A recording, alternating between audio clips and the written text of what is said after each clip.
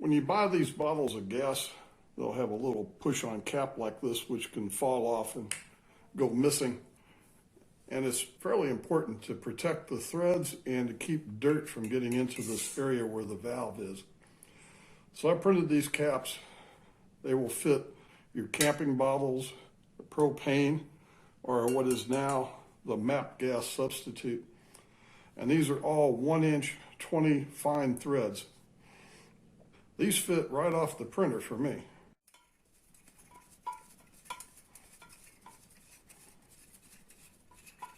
Just make sure your threads and everything is clean.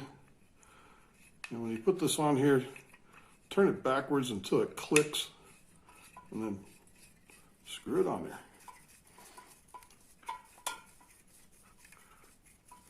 And then back it off.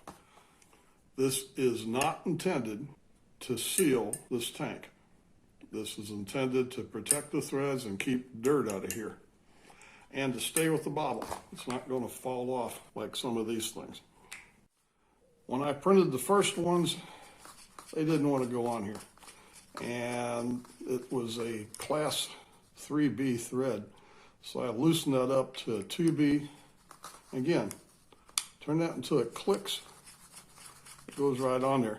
You want to be careful. Don't cross the threads or you'll mess up the threads in this cap. And it fits on everything I've tried. What can happen when you print one of these on the slicer I'm using right now, it lines up all the joints for the layers, all the seams, pretty much in the same area. So you may have to screw it on and screw it off a couple of times, and it loosens up. And just a touch of cooking oil on your finger, the corn oil, and that'll fly on there. Now these were all printed at 0.2 layer. I printed one at 0.12. It does go on a little easier, but it takes twice as long to print. 0.2 works fine.